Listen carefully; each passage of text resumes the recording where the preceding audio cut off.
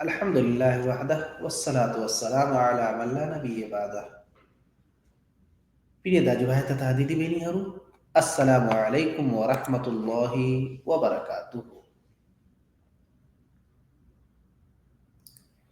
फिक़ह को 14वां पाठ, नमाज का सुन्नत अरकान वाजिबात हरु। पहिलो भाग नमाज का अरकान अनिवार्य अंग हरु। नंबर 1 इस्तिताअत भएमा क़ियाम गर्नु, उठेर नमाज पढ्नु। नंबर 2 तकबीरे तहरीमा भन्नु, अल्लाहु अकबर को शुरुआत। नंबर 3 सूरतुल फातिहा पढ्नु। नंबर 4 रुकू गर्नु, झुक्नु। नंबर 5 रुकुबाट उठ्नु। नंबर 6 दुई पटक सजदा गर्नु। नंबर 7 दुई सजदाको बीचमा बस्नु।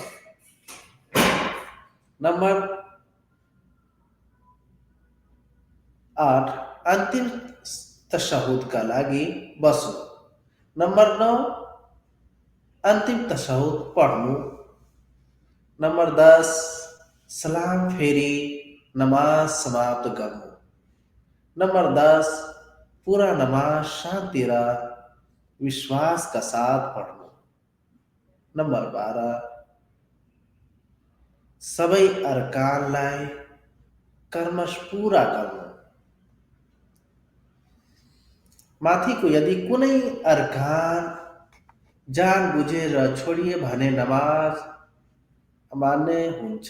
यदि अनजानेमा छोडिए भने त्यो अरकान पूरा गर्नुपर्छ र त्यसपछि सजदा सहु गल्तीको तौबा गर्नुपर्छ। दोस्रो भाग नमाजका वाजिबात जरुरी कर्महरू। तकबीर नंबर 1 तकबीर तहरीमा बाहेक नमाजका सबै तकबीरहरू। नंबर 2 सुब्हान रब्बियल अज़ीम भन्नु। नंबर 3 समी अल्लाहु लिमन हमिद भन्नु। नंबर 4 रब्बना लकल हम्द भन्नु। नंबर 5 सुब्हान रब्बियल आला भन्नु। नंबर 6 रब्बिगफिरली भन्नु।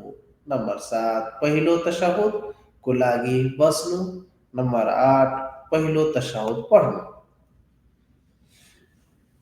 माथिको यदि कुनै वाजिब कर्म जान बुझेर छोडियो भने नमाज अमान्य हुन्छ।